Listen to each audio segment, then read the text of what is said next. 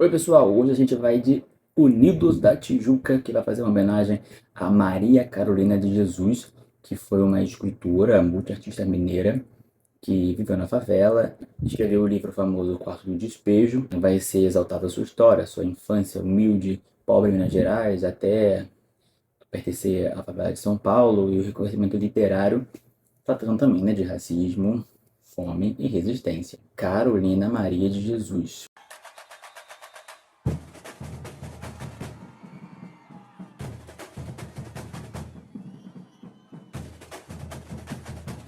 E começa assim: eu sou filha dessa dor que nasceu no interior de uma saudade. É aqui que apresenta a Carolina, nascida em Sacramento, Minas Gerais, em uma realidade de experiência de periferia, da fome, da falta de tudo. Filha dessa dor, né? A dor refere-se às cicatrizes, à escravidão recente, à vida difícil no interior, marcada pela falta de oportunidades e essa injustiça social que o negro é pobre e passa fome, não tem trabalho e normalizou-se isso. E essa saudade é a saudade de uma vida digna, a saudade daquilo que nunca foi vivido por ele, pelo preto que vivia no Brasil depois da abolição, porque não eram mais escravos, mas trabalhavam no quê? Comiam o quê? De que se mantinham. Então, eles foram renegados à própria sorte. E o povo, né, foi herdando isso dos seus ancestrais, pobreza extrema, e a Maria Carolina de Jesus fala basicamente nas suas obras sobre isso. Neta de preto velho que me ensinou os mistérios. Aqui é a raiz, né? Raiz africana da sabedoria ancestral, da herança, da fé, da cultura e familiar, já que trata do seu avô, um ex-escravizado que era uma figura de sabedoria para ela e passou muito do que ela sabia de cultura ancestral para ela, e também a espiritualidade.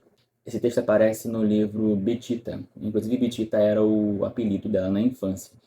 Então o verso Betita cor, retinta verdade, fala dela, quando ela era criança, e a cor retinta reafirma seu orgulho racial, mas também a crueldade, né, realidade que ela narrava, né? Quanto mais retinto, ou seja, mais preto, mais preconceito sofriam, mais problemas sociais eles enfrentavam. E aí ela vai reafirmar a sua identidade, que é uma prática que até hoje as pessoas pretas precisam fazer para sobreviver e não serem silenciadas. Me chamo Carolina de Jesus. Resistência, luta contra pagamento. Tem sempre que ficar se reafirmando. Então aqui ela faz isso e o samba é bem categórico e forte, quando diz isso. Dele herdei também a cruz. Aqui é uma alusão entre a cruz de Cristo, que simbolizou a perseguição e a morte de Jesus Cristo na cruz, pela própria população, e que também é uma luta do povo negro, né? Preconceito, exclusão social, herdadas do processo colonial, e a cruz. Foram crucificados, foram pela intolerância e a não aceitação de suas ideias, de sua forma de ser, foram crucificados, tanto Jesus como o povo preto. Olha em mim, eu tenho as marcas das cicatrizes da luta. Também, alusão a Jesus, que foi pregado, carvejado na cruz, e os negros que foram impostos a sobreviverem à margem da sociedade. Ela tem as marcas, a fome, a miséria, né? E a dureza também do trabalho, né? Porque me impuseram sobreviver. Ela era catadora de papel. Quem é catador de papel não vive, sobrevive. Porque trabalha de sol ao sol, é esforço, e não é bem remunerado, obviamente. Então ela não vive, ela sobrevive. É uma luta diária contra a miséria, todos os dias, para alimentar e sustentar os seus filhos.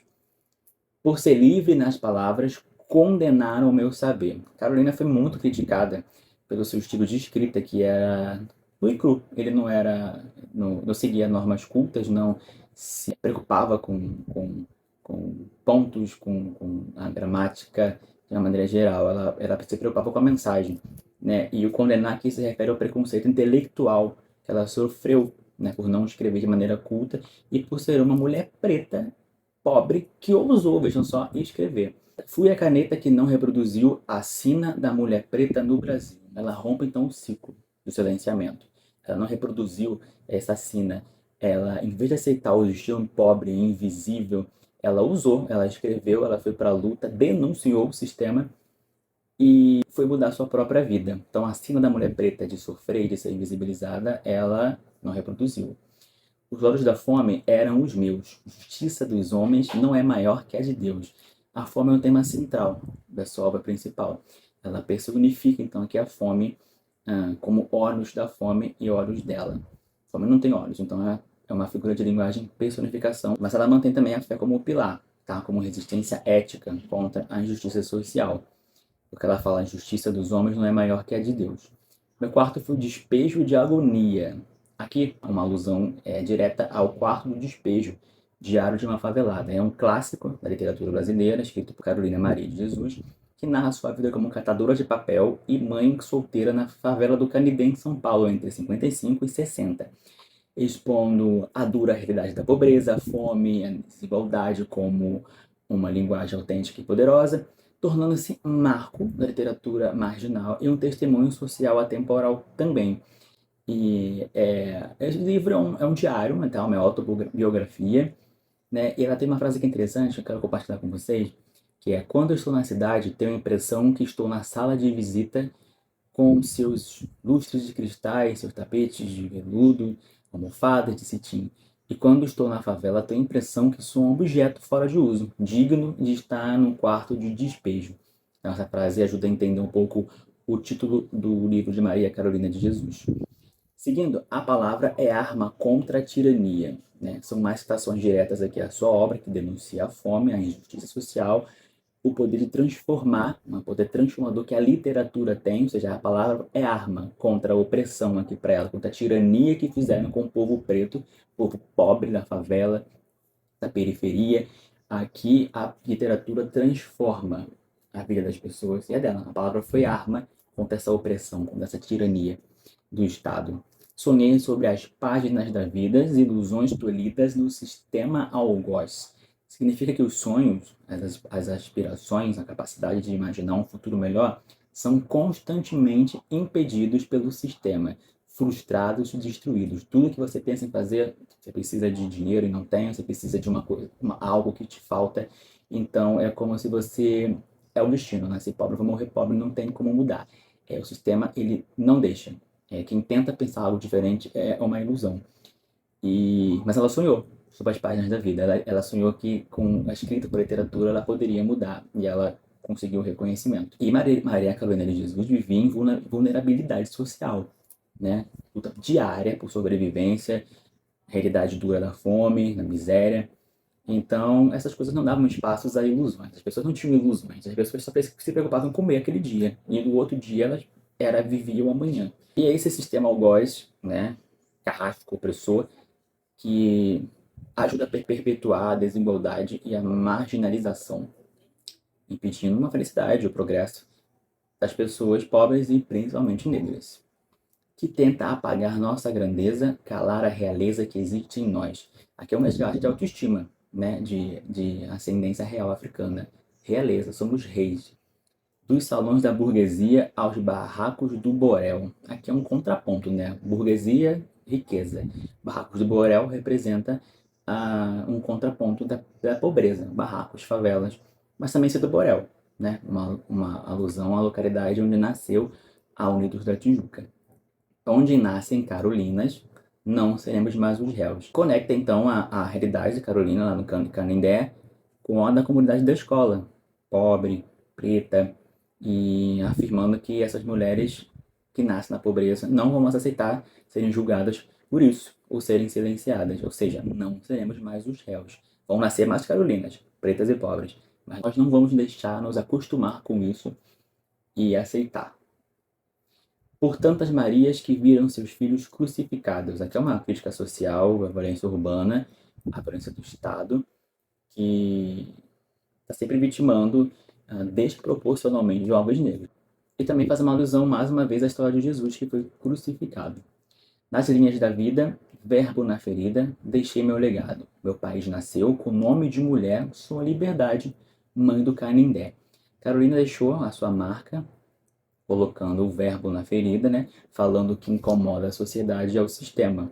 E deixou isso como um legado. A afirmação também da identidade nacional, ligada à figura feminina, liberdade, ou seja, existem, né, milhares de Carolinas de Jesus no Brasil. Então, eu sou a mãe.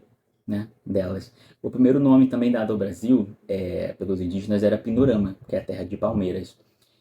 Depois dos portugueses, ela passou a ser chamada de Ilha de Vera Cruz em 1500, Terra de Santa Cruz em 1503, até se popularizar como Brasil. Então, o meu país nasceu com o nome de mulher, né? Era a pátria Pindorama, Ilha ou Terra de Vera Cruz ou Santa Cruz. E ela também se coloca como um símbolo de liberdade e lembra da sua morada na favela do Canindé, lá em São Paulo. E aí a gente chega no refrão. Muda essa história, Tijuca. Tira do meu verso a força para vencer. Aqui tem duas interpretações. É um chamado para a escola, para a sociedade transformarem, né? A escola chama a sociedade para transformar a realidade atualmente invisível dos pretos pobres, mulheres faveladas, que a sociedade tenta apagar o tempo todo, usando a inspiração da Carolina de Jesus. Então, mudem essa história. Queremos novas Carolinas que mudem essa história, mas não queremos permanecer no mesmo lugar onde tudo falta. Queremos que isso tudo seja renovado. O verso também é uma alusão, né, à sua obra, à literatura, que faz mudar a sua realidade e chegar até o vencer. Tira do meu verso, literatura escrita, letra do Samba da Tijuca, a força para vencer, mudar essa história. Ela tinha tudo para dar errado. Morrer de fome, ser invisível para sempre socialmente, mas ela venceu através da literatura, dos seus versos. E também fala da própria escola, que nos últimos anos não vem obtendo boas colocações. Desfiles que não lembram o seu auge no grupo especial. Já tem algum tempo que a Tijuca está fora do desfile das campeãs, desde 2017 que a escola não retorna, e repetiu colocações como 2 sétimos lugares, 4 nonos lugares em 20, 22, 23 e 15, e 2 penúltimos lugares em 24 e em 17. Então a escola quer mudar a sua história, relembrar que é grande, relembrar que sabe fazer carnaval, orgulhar o seu povo, orgulhar o seu torcedor, reconhece seu lugar de ser grande e luta. Você é grande, luta, vai, você vai conseguir. Assim como a Maria Carolina de Jesus foi silenciada, nasceu silenciada e conseguiu vencer, a gente também vai conseguir. Vambora, Tijuca. Convida a escola para fazer isso. Esse é o nosso jeito de escrever. O jeito de escrever da Tijuca 26 não é apenas com caneta, mas com o desfile, com esse enredo super libertador, com o corpo, com a luta política, na avenida. A tentativa também de renascer como escola de samba. Esse é o Samba da Tijuca. Te convido a colocar aqui suas impressões, suas interpretações. Vamos fazer um debate sobre esse tema e que isso te ajude a entender o desfile da Tijuca que vai encerrar a segunda-feira de carnaval. Siga a gente, compartilhe, porque mais vídeos virão e eu quero te ajudar a entender os sambas para você curtir mais o desfile da escola de samba como eu curto. Então, até lá!